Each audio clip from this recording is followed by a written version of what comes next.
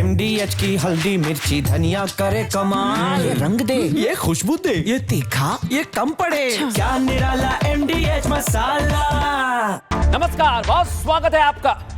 आप देख रहे हैं देश का नंबर 1 न्यूज शो ये भारत की बात है और मैं हूं आपके साथ मृदुल शर्मा। उम्मीद करते हैं कि आप सभी सेहतमंद होंगे, फिट होंगे। और आज की सबसे पहली खबर मैं आपको बताने वाला हूं जो चौंका देगी, जो सवाल खड़े कर देगी कि आखिर होने क्या वाला है। पाकिस्तान गीदड़ भपकी दे रहा है, लेकिन सुन ले पाकिस्तान, भारत पूरी तरह से तैयार है। और मुनीर के अमेरिका जाने के बाद ये गीदड़ भपकियां बढ़ गई हैं। इसके पीछे क्या अमेरिका का कनेक्शन है, ये हम आपको बताएंगे, क्योंकि बार बार मुनीर अमेरिका पहुंचते हैं और फिर एक नई चाल चलने की कोशिश करते हैं। अगली तस्वीर दिखाइए, ये आप देखिए, ये है वो गीदड़ भपकी गैंग। 4 नेता आपको दिख रहे हैं और एक इसमें है असीम मुनीर, जो किसी आतंकी से कम नहीं है। अब ये सब भारत को गीदड़ भपकी दे रहे हैं, धमकी दे रहे हैं हमले की। लेकिन मैं कहना चाहता हूं पाकिस्तान से कि भारत पूरी तरह से तैयार है। और तैयारी की तस्वीर दिखाइए, ये आप देखिए, उरी में इस समय पाक घुसपैठियों को खदेड़ा जा रहा है। एक तरफ धमकी, दूसरी तरफ घुसपैठिए, और सेना कैसे जवाब दे रही है सुनवाइए जरा।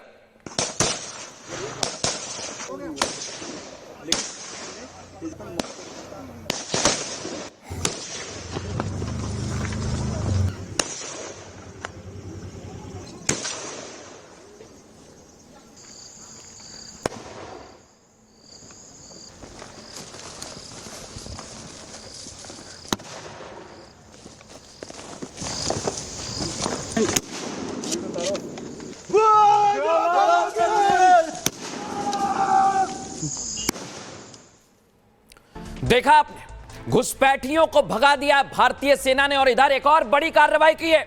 पाकिस्तान अभी भी जासूसी करवा रहा है।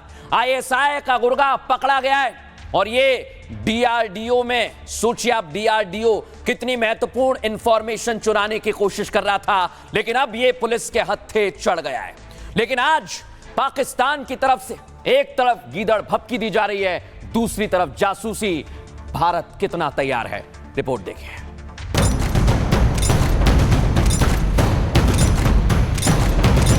पाकिस्तान की एक बूंद भी तुम पाकिस्तान से छीन नहीं सकते। टेरर और ट्रेड एक साथ नहीं चल सकते और पानी और खून भी एक साथ नहीं बह सकता। 48 घंटे में पाकिस्तान की तरफ से धमकी पर धमकी दी जा रही है। पाकिस्तान परमाणु से लेकर मिसाइल की गीदड़ भपकी दे रहा है। दूसरी तरफ भारत पाकिस्तान को करारा जवाब देने के लिए तैयार है। पाकिस्तान ने धमकी के साथ घुसपैठ की कोशिश की, जिसका सुरक्षा बलों ने करारा जवाब दिया। पाकिस्तान अगर नहीं माना तो भारत पाकिस्तान से फिर 2-2 हाथ करने के लिए तैयार है। For which we are looking at, it may happen soon. Pakistan अगर अपनी हरकतों से बाज नहीं आया तो अगला नंबर POK का है। अभी गीदड़ भपकियां दे रहे हैं पड़ोसी, अमेरिका से दे रहे हैं परमाणु हथियार। अरे भारत किसी गीदड़ धमकी से, भपकी से डरने वाला नहीं है। भारत डरने वाला नहीं है, भारत करारा जवाब देगा। लेकिन इन धमकीबाजों को मैं बता देता हूं ये कौन है और इनका रिमोट किसके हाथ में, दिखाइए जरा। ये देखिए, बैठे हैं डोनाल्ड ट्रंप। मुनीर के दूसरे पाक दौरे के बाद बयानों की झड़ी लग गई है। 48 घंटे में पाकिस्तान के 4 बयान बहादुर आपको दिखाई दे रहे हैं। इसमें पहला नंबर है शहबाज शरीफ का। वो कह रहे हैं भारत पाकिस्तान से एक बूंद पानी नहीं छीन सकता। आपने हमें पानी रोकने की धमकी दी, अगर ऐसा करने की कोशिश की तो पाकिस्तान आपको ऐसा सबक सिखाएगा जिसे जिंदगी भर नहीं भूलेंगे। ये रिमोट यहां से चल रहा है, देख रहे हैं ना आप। अब अमेरिका से मुनीर ने परमाणु हमले की धमकी दे दी है। असीम मुनीर कह रहा है पाक डूबेगा तो आधी दुनिया को ले डूबेंगे। भारत के बांध पर ऐसा मिसाइल अटैक करेंगे, 10 मिसाइल हमले से सब कुछ तबाह कर देंगे। बिलावल भुट्टो बिलबिला रहा है, पानी रोका तो हम मिलकर लड़ेंगे। भारत से मुकाबले के लिए पाकिस्तान तैयार है। जंग हुई तो भारत जरूर हारेगा। भारत से जंग अब बॉर्डर पर नहीं होगी, ये कह रहे हैं ख्वाजा आसिफ। भारत के अंदर अगली जंग होगी और भारत के अंदर घुसकर लड़ेंगे। पाकिस्तान के नेताओं के बयान पर सवाल उठ रहे हैं, लेकिन मैं बता दूं, ऑपरेशन सिंदूर में करारी हार के बाद ऐसे बयान क्यों दिए जा रहे हैं? क्या अमेरिका की शय पर यह बयान पाकिस्तान दे रहा है? यह अमेरिका से करीबी की वजह से धमकी पर उतर आया है। अब मैं आपको बताता हूं कैसे शहबाज शरीफ गीदड़ भपकी दे रहा है, सुन लीजिए जरा। मैं ये बताना चाहता हूं आज दुश्मन को कि अगर तुम हमारा पानी बंद करने की धमकी देते हो तो ये बात जहन में रखना कि पाकिस्तान की एक बूंद भी तुम पाकिस्तान से छीन नहीं सकते। उस खुदाए बुजुर्गो बरतर की कसम है कि अगर तुमने ये हरकत की तो दोबारा तुम्हें वो सबक सिखाएंगे कि तुम कानों को हाथ लगाओगे पाकिस्तान का तुम कभी भी। ये पाकिस्तान की आवाम को खुश करने के लिए इस तरह की बातें कर रहा है। पाकिस्तान की आवाम क्या कह रही है इस पर वो भी आपको सुनवा देता हूं। ने बहुत अच्छा इकदाम किया है कि अमेरिका से अब जान छुड़वा रहा है। ठीक है, सारी उम्र सारी अमेरिका के सर पे तो कोई नहीं चल सकता ना, कोई भी मुल्क। सही बात है। कोई भी है, सगे माँ बाप के साथ कोई नहीं रहता सारी उम्र। माँ बाप को छोड़ देते हैं, बहन भाइयों को छोड़ देते हैं, अपने पाँव पर भी तो कभी खड़ा होना है। तो मोदी को अगर पाँव खड़े होने का मौका मिला है तो उसको बिल्कुल अचीव करना चाहिए। और अमेरिका इस टाइम रशिया में जाना उसका बनता नहीं है। वो प्रेशर डालने के लिए गया है कि किसी तरह ये प्रेशर में आ जाए। अमेरिका से तब तक इंडिया डरता था जब तक ट्रेड करता था, कि जब तक उसके पास कोई और दोस्त नहीं था। जब आपके पास कोई दोस्त नहीं होगा तो आप एक पे गुजारा करोगे ना। अब जब ये जो वार हुई है इसमें चाइना का हथियार जो चले हैं, चाइना के जो साख ऊपर हुई है, चाइना से सबसे पहले तो इंडिया ने चाइना से दोस्ती कर ली है। ठीक है, अब रशिया से कर रहा है। रशिया तो पहले उसका दोस्त है। तो रशिया तो भाई उसको मुफ्त में भी पेट्रोल देगा, डीजल देगा। क्यों कि इंडिया का साथ तो रशिया ने 10 दफा दिया है। सुपर पावर तो नहीं, एटमी ताकत तो है अल्हम्दुलिल्लाह। और डॉक्टर अब्दुल कदीर खान का हमारे पर बहुत बड़ा एहसान है। बिल्कुल बिल्कुल। और इस वजह से अब आप देख रहे हैं कि लोग इसको एज अ फन लिया उन्होंने जंग को। इंडिया ने हमेशा पाकिस्तान के ऑपोजिट काम किया है। आप 1965 देख लें, 1971 देख लें, अच्छा। और 2025 तो अभी आपके सामने है। अच्छा। तो इंडिया कभी पाकिस्तान का दोस्त नहीं बन सकता। लेकिन जनरल आसिम मुनीर साहब का यहाँ पे बहुत ही बड़ा जो उनका रोल था, उन्होंने एक दिफाई तौर पे उन्होंने बहुत से इकदाम किए। फिर उसके बाद अमेरिका में जाकर उन्होंने वाज़े तौर पर बात तो पानी की है ना, इंडिया ने भी इंडस वाटर ट्रीटी बहाल नहीं की। देखा पाकिस्तान की आवाम क्या कह रही है, लेकिन ये पूरा पाकिस्तान कहां से चल रहा है, किसे और कैसे चलाया जा रहा है, ये आपको दिखाता हूं। ये पाकिस्तान को ऑक्सीजन कहां से मिल रही है? अमेरिका से। मुनीर ने आधी दुनिया को खत्म करने की धमकी दी है और इसके बाद मुनीर के दावे पर सवाल उठने लगे, क्या पाकिस्तान आधी दुनिया को खत्म कर सकता है या फिर पाकिस्तान के पास अमेरिका के परमाणु बम है? क्योंकि अमेरिका ने पाकिस्तान को अपने परमाणु हथियार दे रखे हैं। सवाल उठने लगे। दरअसल पाकिस्तान के पास इस समय 170 परमाणु बम है। यह इतना नहीं है कि इससे आधी दुनिया खत्म हो जाए। अमेरिका के पास 5000 से ज्यादा परमाणु हथियार। तो क्या मुनीर अमेरिका के हाथों पर कूद रहे हैं? पाकिस्तान की आर्थिक हालत बेहद खराब है, ये भिखारी है और पाकिस्तान में राजनीतिक अस्थिरता के हालात है। दरअसल मुनीर की नजर पाकिस्तान की सत्ता पर है और मुनीर बार बार अमेरिका जा रहे हैं, वो इसी से जुड़ा हुआ है क्योंकि पाकिस्तान को IMF से लोन में अमेरिका मदद करता है और भारत पर 50% टैरिफ से पाकिस्तान की उम्मीद बढ़ गई है। लेकिन अब मैं आपको बताता हूं, ये अमेरिका के कहने पर उचक रहा है। इस पर डिफेंस एक्सपर्ट क्या कह रहे हैं, सुनिए जरा। ऐसा लगता है कि पाकिस्तान को खोखली धमकियां देने की आदत पड़ चुकी है। वर्तमान में इनके फील्ड मार्शल मुल्ला मुनीर अमेरिका में बैठ के ये कहते हैं कि हिंदुस्तान जो सिंधु नदी के ऊपर डैम बनाएगा हम उसे मिसाइलों से उड़ा देंगे। इनके जो प्राइम मिनिस्टर हैं वो कहते हैं कि हमारा एक बूंद पानी भी रोका तो भारत को ऐसा जवाब देंगे कि भारत कानों के हाथ लगा लेगा। और जो इनके बिलावल भुट्टो हैं वो ये कह रहे थे पहले कि या तो इन नदियों में हमारा पानी बहेगा या उनका खून बहेगा और अब ये कह रहे हैं कि पानी रोका तो युद्ध होगा। हाँ, हुआ था ना 4 दिन का, अभी युद्ध आ गए ना, औंधे मुंह गिर पड़े। कितना नुकसान हुआ आज तक, तुम्हारी आवाम चिल्ला रही है। मैं समझता हूँ कि ये पूरा पाकिस्तान ऐसे बिहेव करता है जैसे प्राइमरी स्कूल के बच्चे एक दूसरे को धमकी देते हैं। इन्हें तो पूरी दुनिया को एक आतंकी देश, आउटकास्ट डिक्लेयर कर देना चाहिए। उन्होंने कसम खाई है शहबाज शरीफ ने कि कसम खाते हैं कि सबक सिखाएंगे कि कानों को हाथ लगाने पड़ जाएंगे। यस, सबक सिखाया जाएगा पाकिस्तान को, और सबक ये सिखाया जाएगा कि आपकी डिस्ट्रक्शन की आवाज़ इतनी ज़्यादा ऊंची होगी कि लोगों को अपने कान बंद करने पड़ेंगे। शहबाज शरीफ समझदार नहीं हो ये तो समझ में आता है, जिम्मेदार आप नहीं हो ये भी समझ में आता है। बोलने से पहले अपने देश की सोचो, अपनी सोचो। पाकिस्तान और पाकिस्तान में बैठे आईएसआई के आकाओं को आज मैं तस्वीर दिखाऊंगा जो उनके धड़कन को बढ़ा देगी। ये देख रहे हैं आप, भारतीय सेना की तैयारी बॉर्डर पर है। बॉर्डर पर पूरी निगरानी बढ़ा दी गई है। दिखाइए जरा इसे, ये तस्वीर आप देखिए। बॉर्डर पर अलग अलग जगह कहीं ड्रोन से निगरानी की जा रही है तो कहीं डॉग स्क्वाड भी पहुंचा हुआ है, और इतना ही नहीं, रोबो डॉग्स भी तैनात कर दिए गए हैं। ये तस्वीर में जो आपको दिखा रहा हूं ये बॉर्डर की है, और पाकिस्तान जो गीदड़ भभकी दे रहा है, भारत उसके लिए पूरी तरह से तैयार है।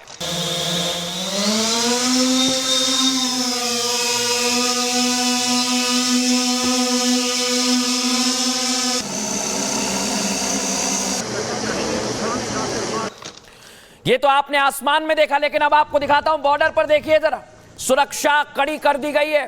पाकिस्तान अगर एक हिमाकत करेगा तो उसका जवाब दिया जाएगा, क्योंकि सैनिकों की उंगलियां ट्रिगर पर हैं।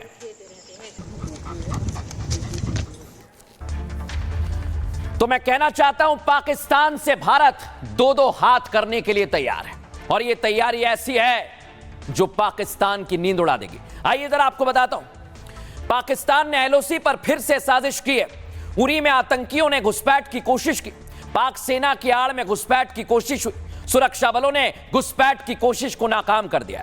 2 से 3 घुसपैठियों को सुरक्षा बलों ने घेरा और मुठभेड़ की। मुठभेड़ में सेना का एक जवान शहीद हुआ है। खराब मौसम का फायदा उठाकर आतंकी भाग गए। रात के अंधेरे में बैट ने हमला किया था। खबर यह कि बैट पाक सेना की बॉर्डर एक्शन टीम है। यह टीम सीमा पर अचानक और तेज हमले करती है। भारतीय चौकियों पर हमला करना इसका मकसद होता है। आतंकियों को एलओसी पार करने में भी यह मदद करते हैं। पाकिस्तान को आर्मी चीफ उपेंद्र द्विवेदी ने 2 टूक कह दिया है। पाक की धमकियों के बीच यह आर्मी चीफ का बयान आया। जल्द ही भारत और पाकिस्तान के बीच अगला युद्ध हो सकता है। हमें उसी के मुताबिक तैयारी करनी होगी, और ऑपरेशन सिंदूर को लेकर भी उन्होंने बयान दिया। ऑपरेशन सिंदूर पर सरकार ने फ्री हैंड दिया। ऑपरेशन में चल रहे थे शतरंज की चालें। दुश्मन की अगली चाल का पता नहीं था। हम क्या करने वाले हैं यह भी साफ नहीं था। तो यह तस्वीर आपने देखी, लेकिन अब आर्मी चीफ पाकिस्तान से युद्ध को लेकर क्या कह रहे हैं, ध्यान से सुनिए। फॉर विच वी जल्दी ही हो सकता है अगला युद्ध, हमें उसी के मुताबिक तैयारी करनी होगी। इस बार यह लड़ाई मिलकर लड़नी होगी। ऑपरेशन सिंदूर पर सरकार ने फ्री हैंड दिया था।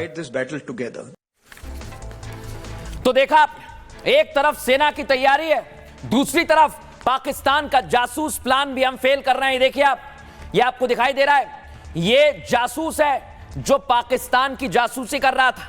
ये पकड़ा गया है और इसे 2 दिन की कस्टडी में भेज दिया गया है।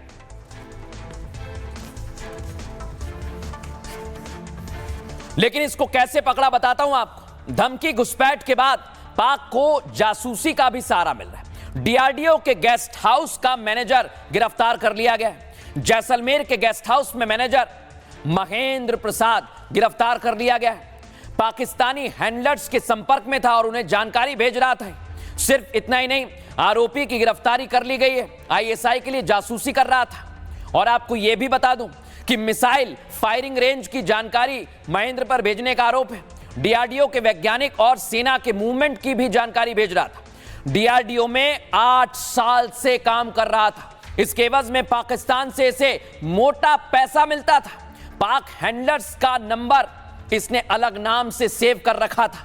सिर्फ इतना ही नहीं, और भी जानकारी ये भेज रहा था। अब इसे 2 दिन की पुलिस कस्टडी में भेज दिया गया। अब आपको बताता हूं मैं इस मसले को लेकर वकील और जांच अधिकारी क्या कह रहे हैं, सुनिए जरा। प्रोसिक्यूशन के सफिशिएंट एविडेंसेस ग्राउंड बन गए, उसके बाद अरेस्ट किया है, आज न्यायालय में पेश किया था। Due to some further evidences जिसमें कि किन किन का संयोग था इसमें और कौन कौन से अपने फाइनेंशियल एक्टिविटीज़ उसने की, इंफॉर्मेशन शेयर करने के बदले में क्या क्या कितनी बार पैसा लिया गया महेंद्र द्वारा, उसकी सभी इन्वेस्टिगेशन अनुसंधान अधिकारी अभी करेंगे, जिसके लिए आपने 2 दिन का पुलिस कस्टडी मांगा था। 15 अगस्त तक के लिए ऑनरेबल कोर्ट ने पुलिस कस्टडी स्वीकार किया है। लंबे समय से ये पाकिस्तानी खुफिया एजेंसी के सोशल मीडिया के माध्यम से संपर्क में था और इसको पैसे का लालच दिया गया था। तो ये विदेशी एजेंट जो पाकिस्तानी हैंडलर है उसको अपना DRDO गेस्ट हाउस में जो साइंटिस्ट वगैरह आके रुकते हैं और चांदन में जो भी मिसाइल्स वगैरह के परीक्षण वगैरह किए जाते हैं, उनके संबंध में सामरिक महत्व की जो सूचनाएं थी वो इसके द्वारा शेयर की जा रही थी। पाकिस्तान जिस अमेरिका के नाम पर उछल रहा है, उस अमेरिका की भी पूरी तैयारी है कि उसको कैसे साधना है। पीएम मोदी ने इसकी तैयारी कर ली और खबर यह है कि पीएम मोदी डोनाल्ड ट्रंप से मिलने वाले हैं। अब आप सोचिए, जब पीएम मोदी और डोनाल्ड ट्रंप मिलेंगे तो पाकिस्तान के प्लान पर कैसे पानी फिरेगा, ये जरा बताता हूं आप। मोदी अगले महीने अमेरिका जा सकते हैं। यूएन महासभा की बैठक में हिस्सा लेंगे पीएम मोदी। 26 सितंबर को पीएम मोदी संबोधित कर सकते हैं और 23 सितंबर को ट्रंप UNGA को संबोधित करेंगे। टैरिफ विवाद के बीच पहली बार दोनों नेता मिलेंगे। ट्रंप ने भारत पर कुल 50% टैरिफ लगाया और इस मुलाकात पर दुनिया की नजर है। पाकिस्तान पीएम शहबाज और मुनीर भी इस पर निगाह टिकाकर बैठे हुए हैं। मोदी और ट्रंप की ट्रेड डील संभव है। F-35 लड़ाकू विमान पर बातचीत हो सकती है। संभव है ट्रंप टैरिफ को लेकर भी नया ऐलान कर दें और अमेरिका की एक टीम 25 अगस्त को भारत आ रही है। दर्शकों, ट्रेड डील को लेकर इस पर बातचीत होगी और अगर ट्रेड डील पर सहमति बनी तो मोदी और ट्रंप दोनों ऐलान करेंगे। और इसकी वजह से मैं कह रहा हूं कि पाकिस्तान को, शहबाज को, मुनीर को जोर का झटका भी लगने वाला है। लेकिन अब मैं आपको बताता हूं, इसे लेकर राजनीतिक प्रतिक्रियाएं भी आई हैं। सुनिए जरा क्या कुछ कहा जा रहा है। आप एक मुल्क के वजीर आजम हैं, आप एक कुछ तो खैर आपको उसका पासो लिहाज नहीं होगा, मगर इस तरह की आप जबान इस्तेमाल कर रहे हैं जो हम पे कोई असर नहीं करेगा। पानी इंडस वाटर ट्रीटी को सरकार ने एबेंस में रखा है। अब एबेंस में रखा है तो बजाय उसके कि आप थोड़ा तब्दीली दिखाते, आप धमकी दे रहे हैं, तो धमकी का असर कुछ नहीं होगा भारत के ऊपर। अब बहुत हो गया। पाकिस्तान को अंदर घुस के मारा, उनको सबक सिखाया, उनकी अकल को ठिकाने पे करा, उनको घुटने के बल लेके आए, उन्होंने हाथ जोड़े, हमें छोड़ दो, छोड़ दिया। कुछ का कुछ बयान पाकिस्तान बौखलाहट में देता रहे। अगर कुछ भी हिम्मत करी, जरूरत करी पाकिस्तान से, तो फिर उसे अंदर फिर घुस के फिर मारेंगे। पाकिस्तान का हमारा कोई मुकाबला ही नहीं है। ये तो हमारी रणनीतिक भूल हो गई कि हमने जंग छेड़ी और बिना परिणाम के वापस कर दी। अगर इस जंग को POK पर कब्जा लेकर के बंद किया होता तो ना जनरल आसिम मुनीर की औकात थी, ना शहबाज शरीफ की औकात थी, ना किसी और की औकात थी। लेकिन हमारा बटन दब गया अमेरिका से, और अब आप अमेरिका के बटन के अंदर कब तक देश को नचाओगे, देश देख रहा है। ये सब कहने की बातें हैं। पाकिस्तान को एक बात समझना पड़ेगा कि प्रधानमंत्री नरेंद्र मोदी जी ने स्पष्ट कर दिया है कि आतंकवाद और बातचीत साथ नहीं हो सकते, खून और पानी साथ नहीं बह सकते, और यदि आतंकवादी हमले हमारे नागरिकों पर होते हैं तो इन्हें युद्ध के रूप में देखते हुए हम उसका जवाब देंगे। अमेरिका की जमीन पर जाकर आसिम मुनीर दुनिया भर में कहते हैं कि न्यूक्लियर वॉर करेंगे अगर इंडिया किसी तरीके की ऐसी कार्रवाई करता है पाकिस्तान के खिलाफ। ये न्यूक्लियर वॉर करेंगे और फिर भी अमेरिका चुप रहता है। कहीं ना कहीं हमारे कंसर्न्स को दरकिनार कर कर पाकिस्तान की सराहना करना, ये थोड़ा अटपटा सा है। देखा आपने, इधर ट्रंप पाकिस्तान को समर्थन दे रहे हैं, खबरें ऐसी हैं। लेकिन अब मैं आपको बता रहा हूं ट्रंप की नींद उड़ाने वाली खबर, क्योंकि जिनपिंग जवाब दे रहे हैं डोनाल्ड ट्रंप को, और चाइना और ट्रंप के बीच में इस समय ठनी हुई है। अगली तस्वीर आपको दिखाऊंगा, क्योंकि इस समय चाइना ने एक बहुत बड़ा दावा कर दिया है, समंदर में अमेरिका को भगा दिया है। ये जो आप शिप देख रहे हैं अमेरिकी युद्धपोत है ये, और इसको चाइना कह रहा है कि ये आ रहा था, लेकिन हमने देखा और फिर इसे दौड़ा दिया है, जमकर दौड़ाया है। अब इस तस्वीर के बाद ये कहा जा रहा है कि चीन इस समय जबरदस्त दबाव बना रहा है अमेरिका पर, और चीन अगर दबाव बनाएगा तो फिर अमेरिका क्या करेगा, आइए जरा आपको बताता हूं। ट्रंप की टैरिफ दादागिरी से चीन भारत के साथ आ गया है। प्रधानमंत्री नरेंद्र मोदी एससीओ की बैठक के लिए चीन जाने वाले हैं, और अमेरिका के दौरे से पहले मोदी चीन जाएंगे। इस दौरे के लिए मोदी का स्वागत भी चीन करेगा। चीन के विदेश मंत्री वांग यी 18 अगस्त को ही भारत आ रहे हैं, और इस दौरान मोदी और जिनपिंग बैठक को लेकर भी चर्चाएं हो रही हैं। भारत चीन के बीच डायरेक्ट फ्लाइट फिर से शुरू होगी। कोरोना काल के बाद सीधी फ्लाइट सर्विस बंद हो गई थी, लेकिन रिपोर्ट के मुताबिक एयरलाइंस कंपनियों की तैयारी, और कहा गया है कि दूसरी तरफ हम पूरी तरह से साथ हैं, और अब डोनाल्ड ट्रंप की मुश्किल बढ़ रही है। ट्रंप ने तो जिनपिंग से अच्छे रिश्ते की बात कही थी, लेकिन दोनों देशों में टकराव एक बार फिर बढ़ गया है। खबर यह है कि दक्षिण चीन सागर में अमेरिका और चीन आमने सामने आ गए। अमेरिकी युद्धपोत यूएसएस हिंगिस चीन इलाके में घुस गया। चीन कर रहा है दावा कि बिना अनुमति के अमेरिकी युद्धपोत आ गया, और चीन ने इसे अपनी संप्रभुता और सुरक्षा का गंभीर उल्लंघन माना। हालांकि अमेरिका ने चीन के दावे को खारिज कर दिया है। अब आपने देखा चीन मुश्किल बढ़ा रहा है अमेरिका की, इस पर ट्रंप क्या कह रहे हैं, सुनिए जरा। China and the United States can together. हम देखेंगे आगे क्या होता है। चीन अमेरिका में सब ठीक चल रहा है। जिनपिंग के साथ मेरे रिश्ते बहुत अच्छे हैं। अमेरिका चीन साथ आ जाए तो दुनिया की आधी समस्या खत्म हो जाएगी। तो इधर अमेरिका फंसा हुआ है।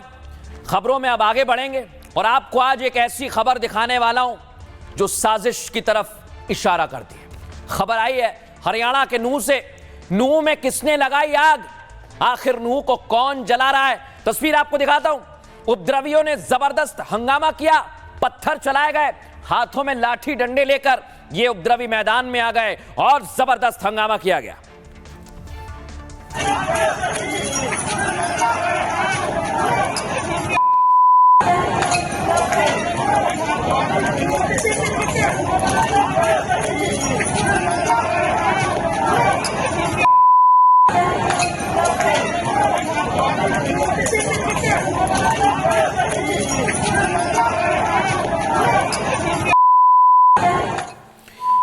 ये हिंसा यहां तक, आप आगे की तस्वीर देखेंगे तो चौंक जाएंगे।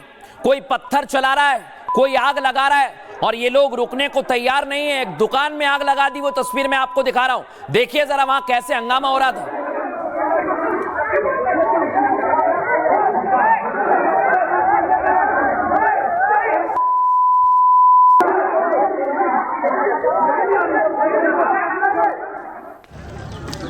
देखा आपने। अब मैं आपको बताता हूं कि बाइक तक में आग लगा दी गई है, दुकानों में आग लगाई गई, बाइक को आग के हवाले कर दिया, और दो गुट आमने सामने आ गए, और जबरदस्त हंगामा यहां किया जा रहा है। ये तस्वीर आपको दिखा रहा हूं मैं हरियाणा के नूह से, जहां पर हंगामा ही हंगामा बरपा है।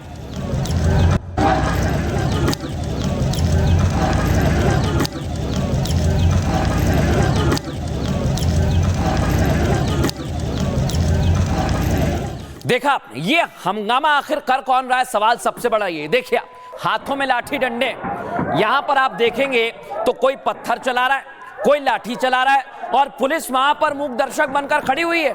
पुलिस रोकने की कोशिश नहीं कर रही, और इसलिए पूछा जा रहा है कि भाई हरियाणा के नूह में आखिर किसने आग लगाई है।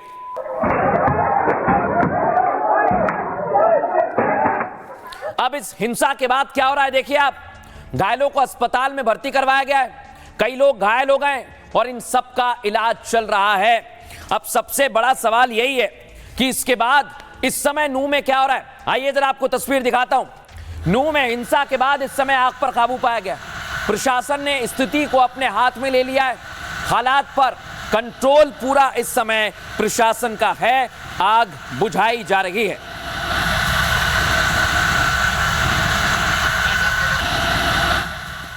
लेकिन अब मैं आपको बताता हूं कि आखिर नुकसान कितना हुआ। देखिए जरा, किसी की बाइक को आग लगा दी, किसी की दुकान का सारा सामान जला दिया, और इसलिए बार बार आरोप लगाए जा रहे हैं एक दूसरे के ऊपर, लेकिन अभी तक पुलिस ने इस पर कुछ साफ नहीं किया है।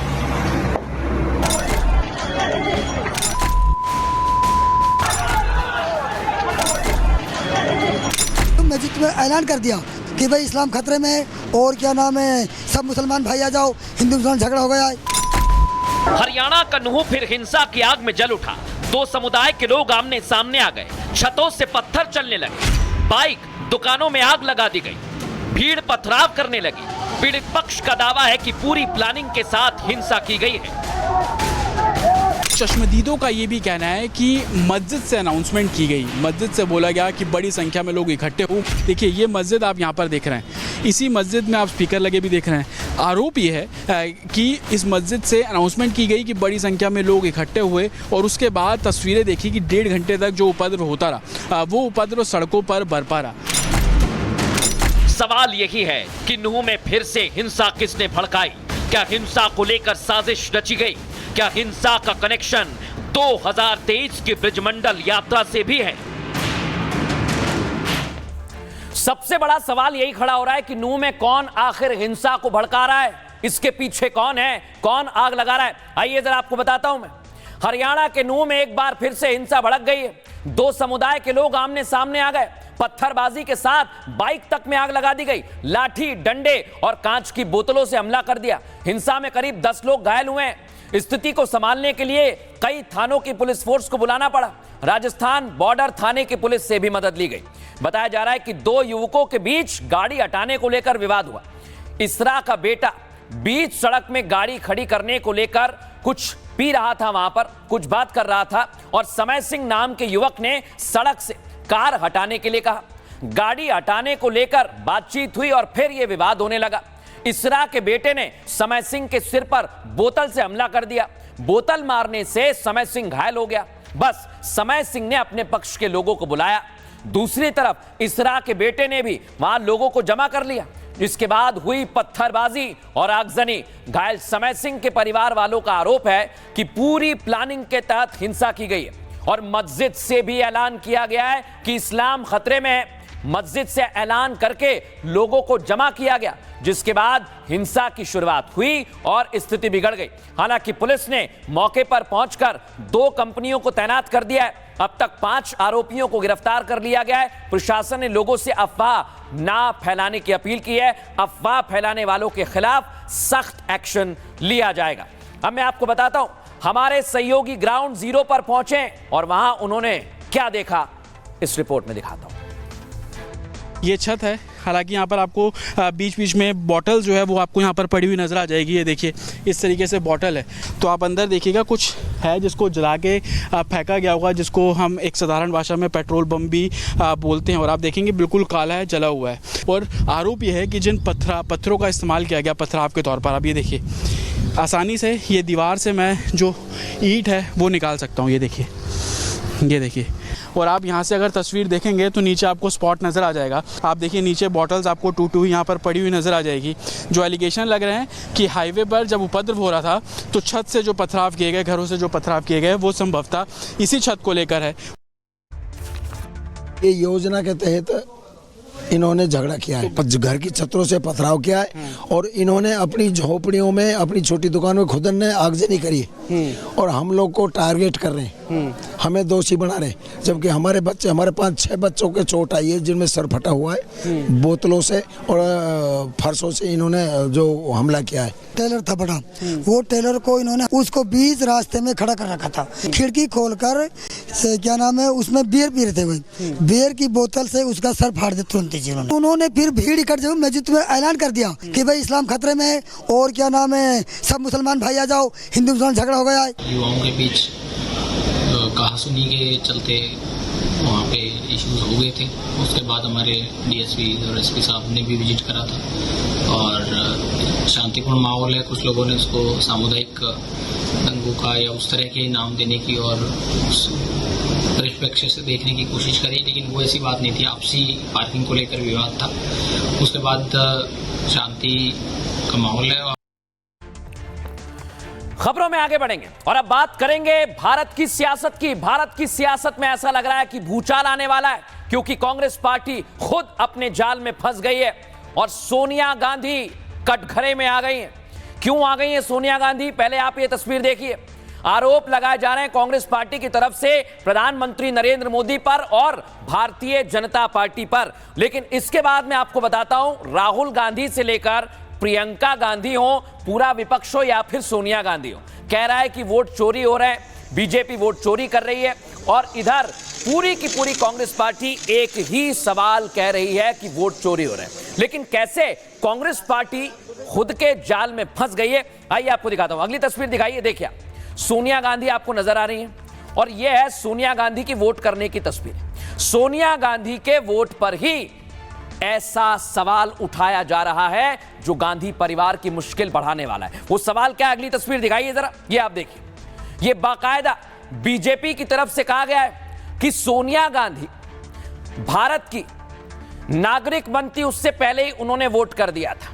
और ये बाकायदा सबूत बीजेपी ने जारी किया है और इसे लेकर सियासत गर्मा गई है।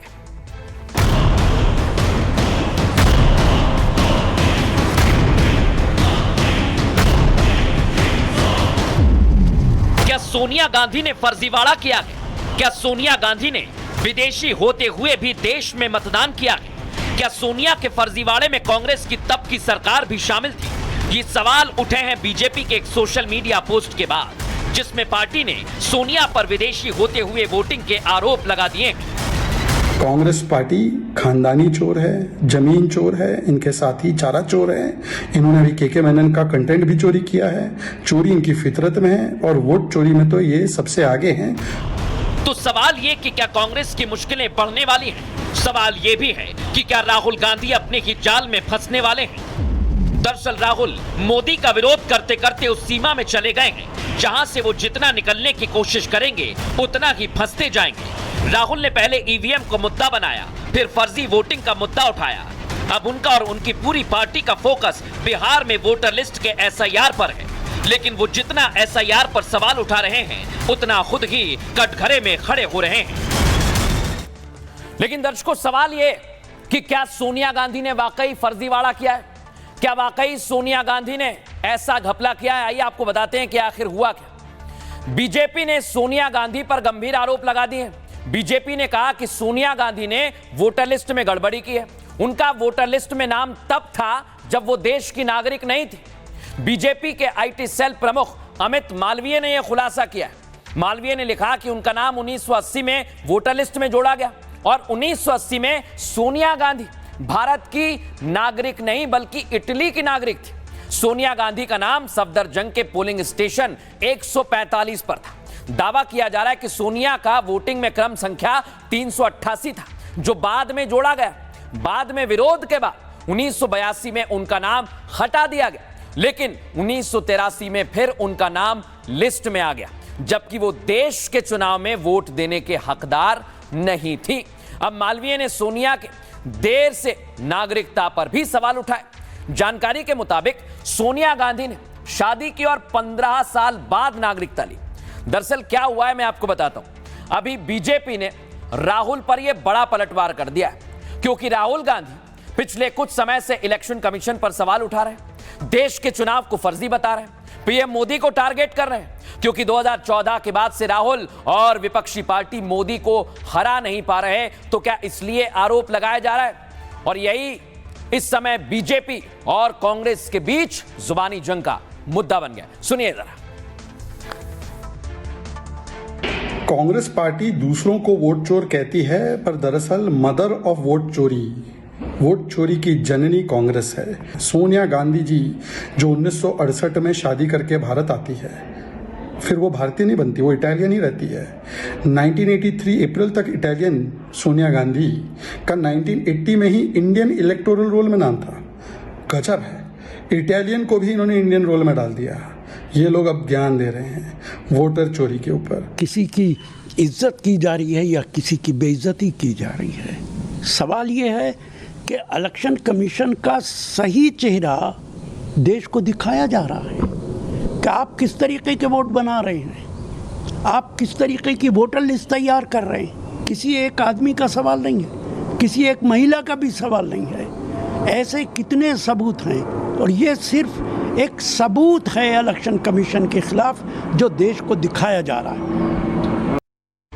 मैं आपको बताता हूं इस पूरे विवाद की शुरुआत किस तारीख से हुई थी। यह है वो वक्त जब पूरा विवाद शुरू हुआ। राहुल गांधी ने तमाम गंभीर आरोप लगाए और कहा कि वोट चोरी हो रहा है, अलग अलग विधानसभा का दावा किया, लेकिन इसके बाद भी यह विवाद खत्म नहीं हुआ। अगली तस्वीर दिखाइए। कांग्रेस पार्टी ने बाकायदा इंडी के नेताओं को जोड़ा और बताया कि वोट चोरी हो रहे हैं, और इसको लेकर इंडी के नेताओं को साथ में भी लेकर आ गए हैं। लेकिन अब सवाल यह खड़ा होता है, चाहे वो राहुल गांधी हो या फिर प्रियंका गांधी हो या फिर विपक्ष के तमाम नेता हो, वो इस समय कोशिश में लगे हुए हैं कि वोट चोरी के मुद्दे पर सरकार को घेरा जाए। लेकिन क्या वो फंस गए? अब तक कांग्रेस बीजेपी पर आरोप लगा रही थी, आज बीजेपी ने कांग्रेस पर आरोपों की बौछार कर दी। सबसे पहले बीजेपी ने सोनिया गांधी की नागरिकता को लेकर सवाल किया, घेरा। उसके बाद राहुल गांधी और प्रियंका गांधी वाड्रा पर जमकर निशाना साधा। अनुराग ठाकुर ने पूछा, रायबरेली में एक ही घर पर 47 वोटर्स के नाम है। रायबरेली से गांधी परिवार लगातार चुनाव जीतता आ रहा है, आखिर एक घर पर इतने नाम कैसे रजिस्टर किए गए? क्या सोनिया और राहुल को यह कभी दिखा ही नहीं?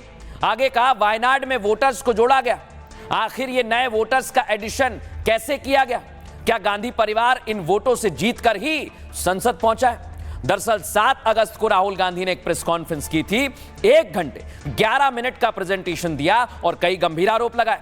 इस प्रेजेंटेशन में उन्होंने कर्नाटक के एक सीट का भी जिक्र किया और कहा कि हमारे पास सबूत हैं कि वहां पर गड़बड़ी हुई। ऐसी ही गड़बड़ी देश के दूसरे क्षेत्रों में भी की गई है। अब इधर कांग्रेस आरोप लगा रही है, अनुराग ठाकुर जवाब दे रहे हैं और कांग्रेस पलटवार भी कर रही है। रायबरेली नाम तो सुना होगा आपने, राहुल जी ने भी सुना होगा। रायबरेली में मोहम्मद कैफ खान, बूथ नंबर 83, 151, 218, सब जगह इनका नाम है। नाम सेम है, बस बाप का नाम भी सेम है, लेकिन वोट 3 पोलिंग बूथों पे बना हुआ है, 83, 151, 218 में। श्रीमती फरीदा बानो है, शकील अंसारी है, मोहम्मद अयूब है, सबनम है, ये सारे नाम रायबरेली के हैं। राहुल जी को कभी ये नाम नहीं दिखे, सोनिया जी को कभी ये नाम नहीं दिखे कि 47 वोटर आईडी एक ही घर पे कैसे आए। राहुल जी, आप तो कई सालों से वहां पे वोट मांग रहे हो। आज उन्होंने कुछ आंकड़े रखे, अनुराग ठाकुर ने, बोलते हैं साहब यहां भी फर्जी वोट हैं। तो हमारी ही बात साबित कर दी उन्होंने कि चुनाव आयोग पर जो सवाल हमने उठाए, आज वही सवाल अनुराग ठाकुर बीजेपी उठा रही है। तो हमारी बात तो साबित कर ही दी। जब इनके पास ये है अब इलेक्ट्रॉनिक वोटर लिस्ट, तो हम इनसे मांग करते हैं कि प्रधानमंत्री के लोकसभा क्षेत्र वाराणसी की इलेक्ट्रॉनिक वोटर लिस्ट सार्वजनिक करें, हमें दें। मैं आपको बताता हूं, यह विवाद बढ़ता ही जा रहा है। राहुल गांधी तो राहुल गांधी, प्रियंका गांधी वाड्रा भी जमकर प्रदर्शन कर रही हैं, और ये जो आप देख रहे हैं टी शर्ट पहनकर प्रदर्शन किया जा रहा है, ये है मिंता देवी। लेकिन ये टी शर्ट प्रदर्शन पर पार्टी पूरी तरह से गिर गई है, जबरदस्त गिर गई है। जिन जिन लोगों ने टी शर्ट पहनी है मिंता देवी की, अब मिंता देवी उनसे सवाल पूछ रही हैं।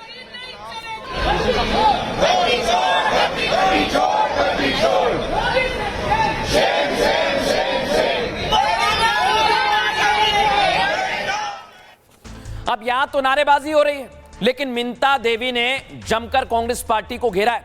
क्या उन्होंने कहा है, कैसे उन्होंने आरोप लगाए, बताता हूं। दिल्ली में प्रियंका ने एक टी शर्ट पहनकर प्रदर्शन किया था, और इस टी शर्ट पर बिहार की महिला वोटर मिंता देवी की तस्वीर छपी थी। प्रियंका ने यह बताया, और वो बताना चाहती थी कि बिहार में वोटर लिस्ट में भयंकर गड़बड़ी हो रही है, क्योंकि वोटर लिस्ट में मिंता देवी की उम्र 124 साल बताई गई है, वो महज 35 साल की। अब इस प्रदर्शन के बाद मिंता देवी ने प्रियंका के खिलाफ मोर्चा खोल दिया। उन्होंने कहा कि उनका 1990 में जन्म हुआ, लेकिन गलती से 1900 लिख दिया गया। यह गलती बीएलओ की वजह से हुई, इसलिए चुनाव आयोग वोटर लिस्ट में उनका नाम सुधारे। मिंता देवी ने प्रियंका गांधी वाड्रा और विपक्षी सांसदों पर अपना गुस्सा निकाला है। उन्होंने उनके फोटो के इस्तेमाल पर आपत्ति भी जताई और दो टूक कह दिया कि उनके नाम पर सियासत बंद कर दे विपक्ष। हमको पता चला 2-4 दिन पहले कि हाँ 125 साल की मैं हो गई हूँ। प्रियंका गांधी या राहुल गांधी मेरे कौन होते हैं? उनको अधिकार किसने दिया कि मेरे नाम का टी शर्ट, मेरे तस्वीर का फोटो लगा कर टी शर्ट पहने? क्यों? कारण क्या है? कौन होते हैं? उनको अधिकार दिया किसने? हमको तो लग रहा है कि गड़बड़ी है, मगर गड़बड़ी जो किया है उसको क्या लग रहा है? नहीं गड़बड़ी है। उसको अगर नहीं लग रहा है तो वो समझे, वो उसका काम समझे, हम क्या जानते हैं। अब मिंता देवी आरोप लगा रही है और इधर बिहार में भी सियासत गर्मा गई है। आपको बताता हूं, तेजस्वी यादव फिर से चुनाव बहिष्कार की बातें कहने लगे। वो कह रहे हैं कि यहां वोटों की चोरी हो रही है, हम चुनाव मैदान में उतरेंगे ही नहीं। और इतना ही नहीं, आज तो उन्हें जवाब दिया। अगली तस्वीर दिखाइए जरा, ये डिप्टी सीएम विजय सिन्हा, इन्होंने तेजस्वी को लेकर सवाल पूछा और बात डिग्री तक आ गई। यानी बिहार में इस समय चुनावी ऐलान से पहले ही सियासत गर्मा गई है, जबरदस्त वार पलटवार हो रहा है। दिखाता हूं आपको हुआ क्या। तेजस्वी ने एक बार फिर चुनाव बहिष्कार की धमकी दे दी। तेजस्वी ने कहा कि जनता का मूड देखकर हम फैसला लेंगे। राहुल जी की बिहार यात्रा के बाद बहिष्कार का फैसला होगा। दरअसल राहुल गांधी 17 अगस्त को बिहार से यात्रा करने वाले हैं और राहुल की यह यात्रा इलेक्शन कमीशन के खिलाफ, वोटर लिस्ट SIR के खिलाफ है। तेजस्वी कह रहे हैं कि डिप्टी सीएम विजय सिन्हा के 2 एपिक नंबर है और तेजस्वी ने अपनी प्रेस कॉन्फ्रेंस में बीजेपी को भी टारगेट किया। कहा कि अब गुजरात के लोग बिहार के वोटर बन गए। गुजरात में बीजेपी के प्रभारी भीखू भाई दलसानिया जो अब पटना के वोटर बन गए। तेजस्वी ने आगे कहा, मुजफ्फरपुर की मेयर और बीजेपी नेत्री निर्मला देवी के पास 2-2 वोटर कार्ड हैं। उनके एक वोटर कार्ड में 48 जबकि दूसरे में उम्र 45 साल दर्ज है। और इससे पहले तेजस्वी ने डिप्टी सीएम विजय सिन्हा पर हमला किया, लेकिन अब वो जवाब दे रहे हैं। आज विजय सिन्हा ने तेजस्वी यादव पर जमकर पलटवार किया। उन्होंने कहा, तेजस्वी ने मेरे 2 कार्ड पर सवाल उठाए। तेजस्वी यादव के सवालों के जवाब प्रूफ के साथ मैंने दे दिए, जिसके बाद तेजस्वी ने मेरे डिग्री और उम्र पर सवाल उठाए। मैं बता देना चाहता हूं, 1984 और 87 तक डिप्लोमा कर रहा था। जो डिग्री मुझे 87 में मिलनी चाहिए थी वो 1989 में मिली। हमने शपथ पत्र में सब कुछ स्पष्ट तौर पर लिख दिया है। तब बिहार में कांग्रेस की सरकार थी जो आरजेडी की सहयोगी है। अब जब जबरदस्त एक दूसरे पर वार पलटवार हो रहा है, सुनवाता हूं आपको। अब गुजरात के लोग बिहार के वोटर बन रहे हैं। जो भाजपा के प्रभारी है भीखू भाई, वो पटना के वोटर बन गए हैं। ठीक है, उन्होंने आखिरी वोट जो है गुजरात में दिया था 2024 में, लेकिन वो पटना के भी वोटर बने हुए हैं। 5 साल हुआ नहीं कि आप जगह बदल बदल के वोट दे रहे हैं। कि किस हिसाब से भाजपा के लोग जो है बड़े पैमाने पे जो है बेईमानी इलेक्शन कमीशन के साथ मिलकर के ये लोग कर रहे हैं। संवैधानिक पद पर बैठ करके संवैधानिक पद के गरिमा को गिराना, झूठ बोलना, भ्रम फैलाना, यही उनका रूटीन रह गया है। मेरी डिग्री पर प्रश्न उठा तो मैंने डिग्री दिखा दिया कि सब सही है। कांग्रेस के रीजन में 3 साल की पढ़ाई को 5 साल में डिग्री देता था, वो डिग्री में ही लिखा है और वही जिक्र मेरा शपथ में है। लेकिन तुम बताओ डिग्री कहाँ है? छोटा भाई बड़ा भाई बन कैसे गया? बड़ा भाई छोटा भाई बन गया। आरोप लगाते हो तो जवाब देने की ताकत रखो और सजनता को कायरता समझोगे तो ये तुम्हारा दुर्भाग्य होगा। बिहार की जनता सबक सिखा देगी। अब मैं आपको आज एक बहुत बड़ा खुलासा करने वाला हूं, दिखाने वाला हूं। वोटर लिस्ट पर जो आरोप लगाए जा रहे हैं उसके पीछे की सच्चाई क्या है। सबसे पहले आरोप दिखाता हूं। यह आरोप लगाया गया कि एक ही पिता के 50-50 बच्चे हैं और सभी वोटिंग कर रहे हैं। यह कैसे संभव हो सकता है? लेकिन अब मैं आपको इसकी सच्चाई बताने वाला हूं और सच्चाई बहुत ज्यादा चौंकाने वाली है, हैरान करने वाली है और यह विपक्ष के सारे आरोपों पर पानी फेर देगी। आइए जरा आपको दिखाता हूं। यूपी में भी वोटर लिस्ट का मामला गर्मा गया है। विपक्षी दल वोटर लिस्ट पर लगातार प्रदर्शन कर रहे हैं। वाराणसी में एक वोटर लिस्ट में 50 वोटर का एक ही पिता है। विपक्षी दलों ने इस वोटर लिस्ट पर चुनाव आयोग से सवाल पूछा। कांग्रेस ने हमेशा की तरह इस मामले में वोट चोरी का आरोप लगा दिया। पार्टी का कहना है कि एक पिता के इतने सारे बेटे होना संभव नहीं है। वोटर लिस्ट में इतने नाम वोट बैंक बढ़ाने के लिए एक साजिश हो सकती है, जिसके बाद संत समाज और विपक्षी दल आमने सामने खड़े हो गए। बनारस के भेलूपुर का यह मामला है, मैंने फैक्ट चेक किया, हमारी टीम ने किया, जहां 50 बच्चों का एक पिता दिखाया गया। बड़े बच्चे की उम्र 72 है, छोटे की उम्र 28 साल है और पिता के नाम के तौर पर राम कमल दास लिखा हुआ है।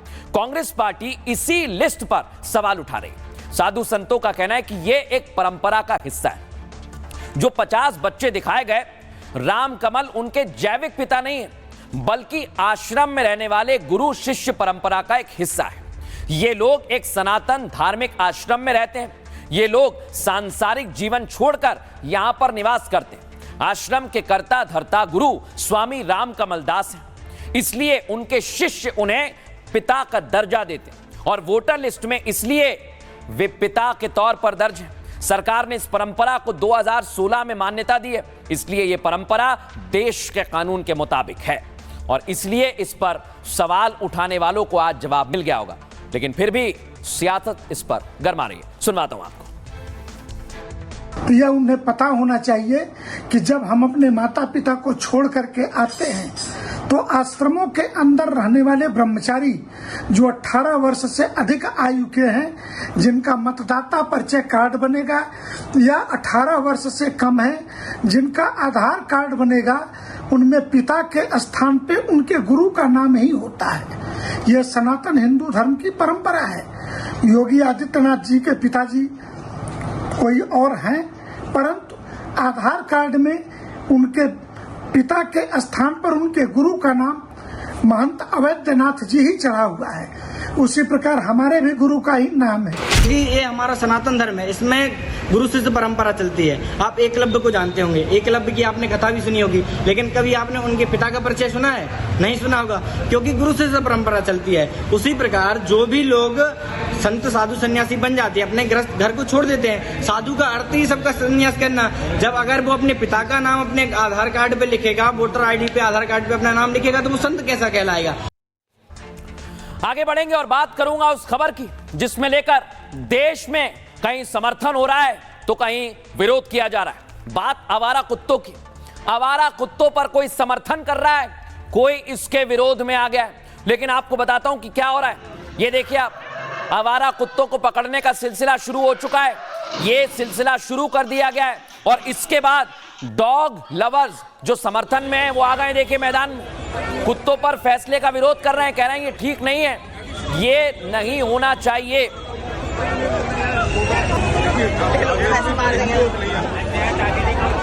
अब मैं आपको बताता हूं, आज कोर्ट में मारपीट हो गई, इसे लेके देख रहे हैं आप। सुप्रीम कोर्ट के बाहर प्रदर्शन हो रहा था, फुल फ्रेम लीजिए, लेकिन जबरदस्त मारपीट हो गई, भिड़ गए वकील और डॉग लवर्स।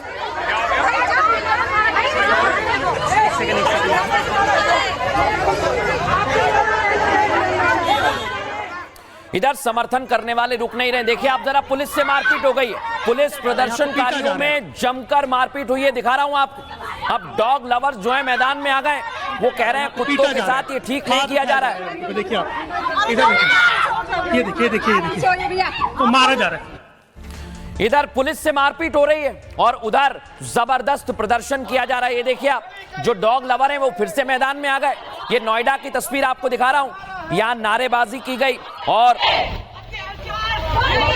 सुप्रीम कोर्ट वापस लो, गली गली में नारा है, गली गली में नारा है।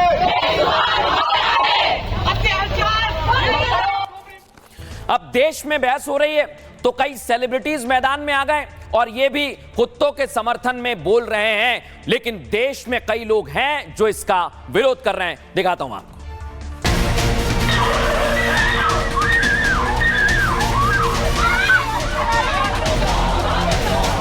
आवारा कुत्तों पर सुप्रीम कोर्ट के आदेश के बाद से हर दिन बवाल बढ़ता ही जा रहा है। दिल्ली में जारी हुए आदेश को लेकर पूरे देश में बड़ी बहस शुरू हो गई है।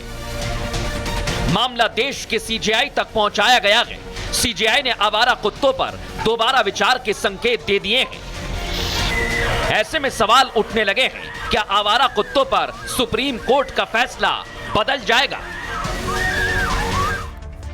अब मैं आपको बताता हूं आवारा कुत्तों पर कौन समर्थन में आ गया है, कौन इसका विरोध कर रहा है, कौन सा सेलिब्रिटी क्या कह रहा है, ये दिखाते हैं आपको। यहां आप देख रहे हैं जानवी कपूर है, वो कह रही हैं वो इसे खतरा कहते हैं, हम इसे धड़कन कहते हैं। समस्याएं हैं, काटने के मामले हैं, सुरक्षा की चिंताएं हैं, लेकिन पूरे जानवरों के समुदाय को बंद करना समाधान नहीं है। अब मलाइका अरोरा भी आ गई। मेरा पालतू कुत्ता कैस्पर भी अडॉप्टेड है, जो कि बेस्ट गिफ्ट है। जॉन अब्राहम कह रहे हैं ये आवारा नहीं है, ये सामुदायिक कुत्ते हैं, लोग इन्हें प्यार देते हैं। ये दिल्ली के नागरिक हैं जो पीढ़ियों से इंसान के साथ रह रहे हैं। जहां आवारा कुत्तों की बात आई तो रवीना टंडन भी मैदान में आ गई।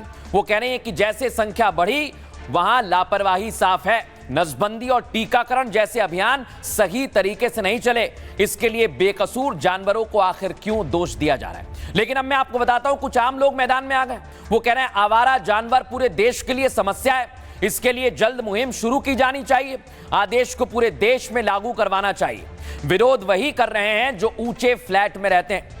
आवारा कुत्तों की समस्या पूरे देश में है, पूरे देश में आवारा कुत्तों को पकड़ा जाना चाहिए। एक और सोशल मीडिया यूजर है गरिमा गर्ग, पालतू कुत्तों की वैक्सीनेशन जांची जानी चाहिए, जिन्हें इंजेक्शन नहीं लगे उन्हें शेल्टर में भेज देना चाहिए और कुत्तों की नसबंदी होनी चाहिए जिससे संख्या कम हो जाए। सिर्फ इतना ही नहीं, नरेश पंडित ने जब ऐसे कहा तो आज हमने लोगों से भी बात करने की कोशिश की, सुनवाते वो क्या कह रहे हैं।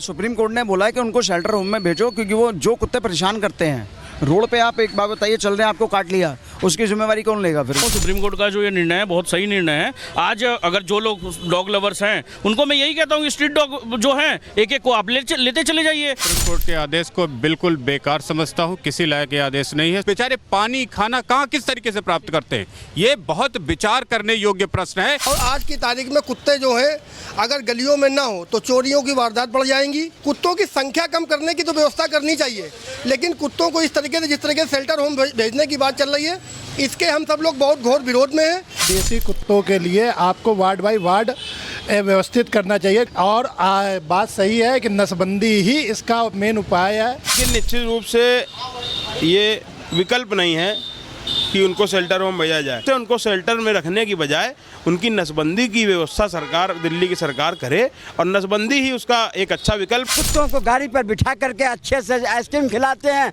वही लोग आज सुप्रीम कोर्ट के इस आदेश को विरोध कर रहे हैं। सुप्रीम कोर्ट का फैसला है, ये सर्वमान्य होना चाहिए और सभी लोगों को इसका पालन करना चाहिए। लोगों को तो आपने सुन लिया है, लेकिन अब मैं आपको एक ऐसी खबर दिखा रहा हूं जो समर्थन करने वालों को देखनी चाहिए। देखिए, आप बच्चों को काट लिया है और ये डॉग बाइट की संख्या बढ़ती ही जा रही है। लेकिन अब मैं आपको बताता हूं कि अलग अलग राज्यों में आपके राज्य के लिए क्या एडवाइजरी जारी कर दी गई है, वो आपको आज देख लेनी चाहिए। दिखाते हैं आपको क्या एडवाइजरी जारी की। 22 जुलाई को संसद में डॉग बाइट पर जानकारी दी और पशुपालन मंत्री ने बताया कि 37 लाख लोगों को कुत्तों ने काट लिया, 54 लोगों की रेबीज से मौत हो गई। यह आंकड़ा 2024 का है और संसद में इसी बयान के बाद आवारा कुत्तों पर चर्चा शुरू हो गई है। पशुओं से जुड़े 3 मंत्रालय ने राज्यों को एडवाइजरी जारी कर दी। इसमें कहा कि देश में 1.53 करोड़ आवारा कुत्ते हैं, 70% वैक्सीनेशन नसबंदी का टारगेट 1 साल में रखा गया।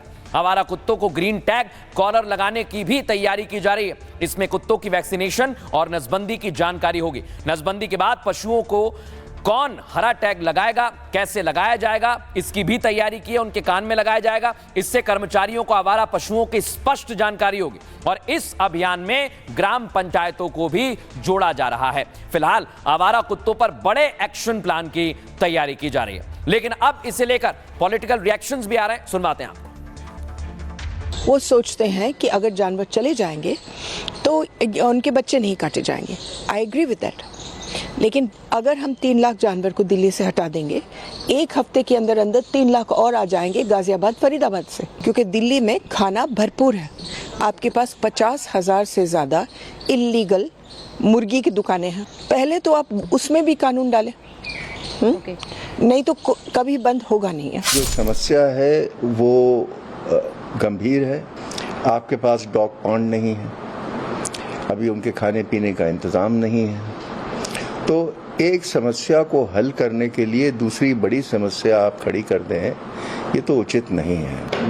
मेरे नज़र में सुप्रीम कोर्ट का ये जो फैसला है ये जल्दबाजी में लिया गया है। बिल्कुल निर्णय बहुत सही है। जो कुत्ते लोग पालते हैं ना, सड़क पर लोगों को काट रहे हैं, कितने बच्चों को काट दिया, और वो जो कुत्तों को गाड़ी में लेकर चलते हैं ना, वो कुत्ते को बहुत प्यार है, काटते हैं तो 14 सुई लगती है। जो बड़े लोग हैं ना, ये जो कुत्तों से इतना प्यार करते हैं ना, कुत्ते खुजली वाले हैं, खुजली लग जाएगी तो जिंदा भी नहीं रहोगे, समझ लेना। अब आपको ख्याल रखना चाहिए। हम आगे बढ़ेंगे, बात करेंगे आज के सूत्र की। आचार्य चाणक्य की गिनती भारत के महान रणनीतिकारों में होती है और चाणक्य ने जीवन को लेकर कई अहम सूत्र दिए हैं। व्यक्ति को अपने स्वाभिमान से कभी समझौता नहीं करना चाहिए। अपनी कमजोरी और खूबी दोनों का बखूबी पता होना चाहिए। आजीविका चलाने के लिए उसे पैसा भी कमाना चाहिए, लेकिन अपने स्वाभिमान से कभी समझौता नहीं करना चाहिए। जो व्यक्ति अपना जमीर बेच देते हैं वो हमेशा के लिए समाज में सम्मान खो देते हैं। इस बात को सोचिएगा और ध्यान रखिएगा। बहरहाल ये भारत की बात है। मैं इतना ही, कल आपसे फिर मुलाकात होगी कुछ और खबरों के साथ। नमस्कार। अब आया असली स्वाद। अब आया स्वाद। जब स्वाद के पड़े हो लाले तो MDH का चंकी चाट मसाला डालें। MDH का चंकी चाट मसाला। MDH